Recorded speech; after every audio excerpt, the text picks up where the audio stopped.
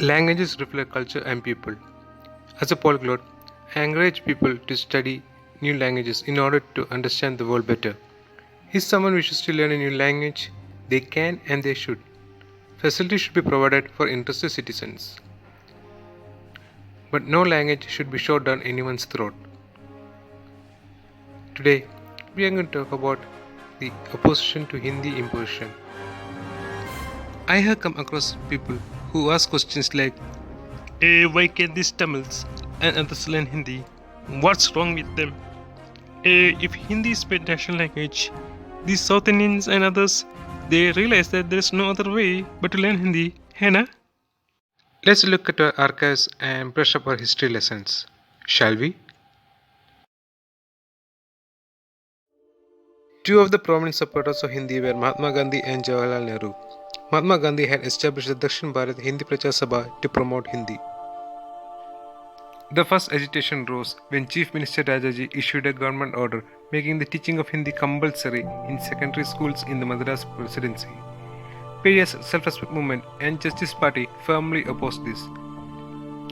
It also had the support of Tamil scholars who in 1937 opposed teaching Hindi in the Saiva Siddhanta Mahasamaja conference at Vellore. The following year, Tamil Nadu Women's Conference was convened to demonstrate women's support for the movement. By this time, a belief was established that Brahmins were the ones behind Hindi imposition.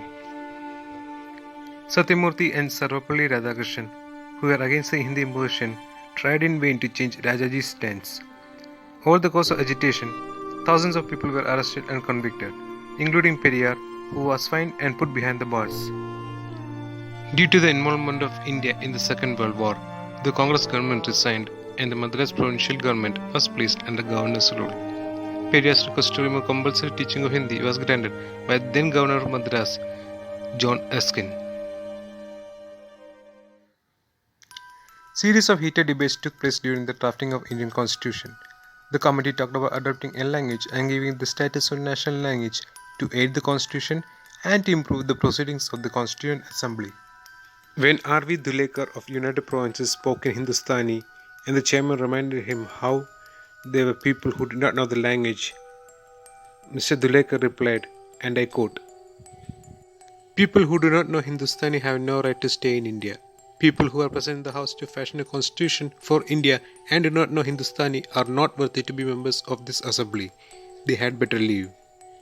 The views of the anti-Hindi members were reflected in the following pronouncement of T.T. Krishnamachari. We disliked the English language in the past. I disliked it because I was forced to learn Shakespeare and Milton, for which I had no taste at all. If you are going to be compelled to learn Hindi, I would perhaps not be able to learn it because of my age, and perhaps I would not be willing to do it because of the amount of constraint you put on me.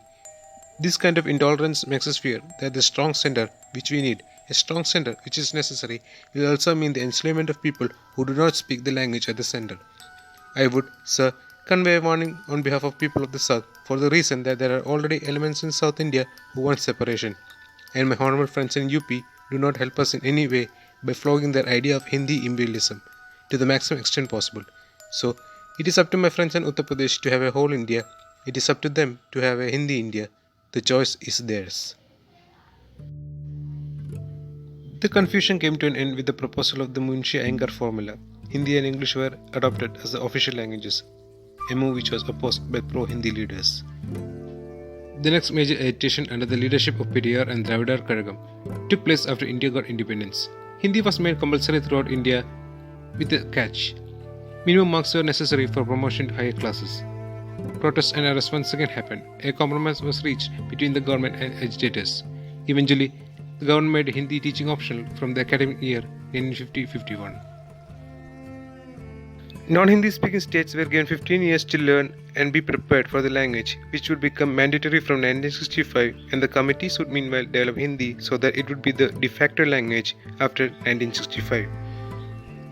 In 1952, the Ministry of Education launched a voluntary Hindi teaching scheme. In the same year, use of Hindi was introduced in warrants for judicial appointments. In 1955, in-house Hindi training was started for all ministries and departments of the central government. In the same year, the government started using Hindi along with the English for specific purposes of the Union. The first official language commission, headed by B.G. Khair, proposed steps to replace English with Hindi.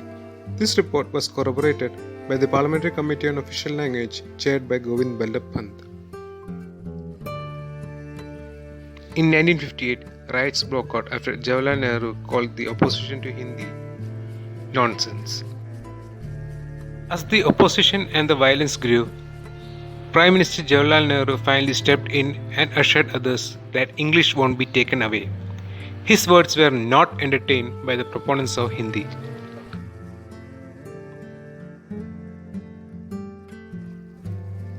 To give legal status to Nehru's assurance of 1959, the Official Languages Act was passed in 1963. However, the Official Languages Act of 1963 itself caused a controversy, as the word may was used instead of shall. The bill was passed, and the subsequent protests witnessed several arrests and a DMK activist Chinnaswamy becoming the first language martyr. The major date in the War of Languages, 26 January 1965, was fast approaching. Around 700 delegates from Madras, Maharashtra, Kerala and Mysore called for the indefinite suspension of Part 17 of the Constitution at the Madras State Anti-Hindi Conference. Circulars for replacing English with Hindi from 26 January were issued by the Home and Information and Broadcasting Ministries of the central government. On 25th January, dubbed the Day of Mourning by DMK, Annadurai was taken to preventive custody along with 3,000 DMK members to forestall the agitations planned for the next day. The agitations in Madras grew multifold around this time, and Tamil Nadu Students' Anti-Hindi Agitation Council was formed. The day of mourning, that is 25th January, also witnessed the beginning of major riots which started in Madurai and resulted in arrests, lathicharge, deaths and losses. On 26th January, 50,000 students from Madras city's colleges marched from Napier Park to the government secretariat at Fort St. George and unsuccessfully tried to petition the chief minister. An important date regarding these agitations is 11th February 1965. On that day, two union ministers from Madras state, C. Subramaniam and O.V. Alagasan, resigned protesting the government's language policy. President Sarvepalli Radhakrishnan refused to accept the Prime Minister Shastri's recommendation that the resignations be accepted. Prime Minister Shastri finally backed down and made a broadcast through All India Radio that day. Expressing shock over the riots, he promised to honor Nehru's assurances. He also assured Tamils that English would continue to be used for center-state and interstate communications and that the All India Civil Services examination would continue to be conducted in English. This was not well received by the proponents of Hindi, who expressed their displeasure during the amendment proceedings.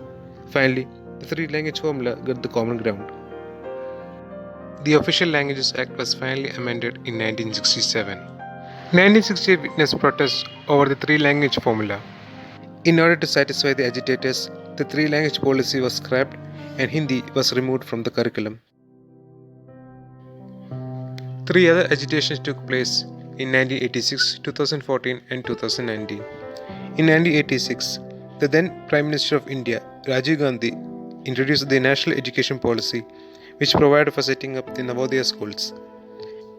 In order to pacify the protesters, Rajiv Gandhi government decided to pull out the Navodaya plan, and currently, Tamil Nadu is the only state in India without Navodaya schools.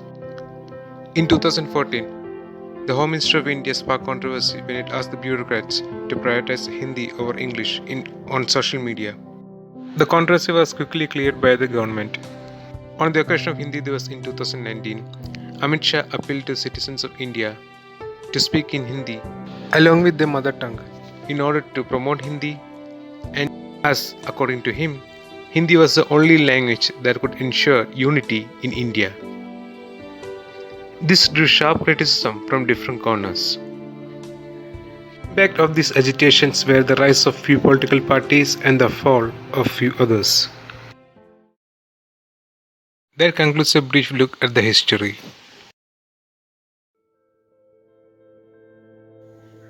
The biggest red flag happens to be the aggressive proponents of Hindi's elevation. They put forward certain illogical arguments to corroborate the idea of Hindi as national language. These include Hindi as the choice of national language for unity and patriotism, Hindi as the language of Hindus who wish to work towards Hindu Rashtra, Hindi being spoken by the majority of Indians and kicking out the colonial language from the pedestal. Unity in diversity is the mantra. India thrives and celebrates the diversity. How does the status of national language aid this mantra? And remember, this is a much more sensitive topic than national bird, national animal, national game, etc. There are millions of Hindus who don't speak Hindi. Would they be classified as non-Hindus? And last but not the least, the colonial language argument. Would it make more sense for the entire country to learn English? Well, English is spoken and understood much more than any of the local languages, be it exams, documents, software, or internet platforms. English is the widely used language. It is more useful than Hindi for interaction outside of India. This is where a major question pops up. But if they can learn English, why not Hindi? Well, the issue is not just learning Hindi, but the fear of preference. This fear is corroborated by social media fighters and trolls and certain examples which I had mentioned earlier. Unless Hindi displaces English as the top language in the world, replacing English with Hindi does little service and we will be confined to a small region and accessibility. This is also why I recommend others to learn Hindi and other languages to expand their accessibility and opportunities within India and outside India. It's for you, it's up to you. I won't try to show this advice. I believe there are Indians who have a hard time in communicating with Hindi speakers. Learning Hindi would be helpful for you. I believe there are Hindi speakers who have problems in different states and the languages. You can learn a new language and make the interaction better. But if you have the I don't learn the language, but they should learn my preferred language, you got no choice attitude, you are just making the problem worse. The sea of Indian languages is drying up. We have lost many of our languages and are on the course of losing more. Unfortunately, there are various forces who are okay with this. Quite disheartening, right? Shouldn't citizens help in the preservation and survival of a diverse culture? We proudly talk about India's diversity and unity in diversity. We boast about our diversity. Non-Indians often tell us how rich Indian culture is. Does giving ultimate importance to one language make sense? We respect each other, right? We wish to see India become a superpower. Then why is language becoming a tool to sabotage everything? If you like this video, hit the like button, share this with your friends and relatives, and subscribe to this channel. And don't forget to hit the bell button.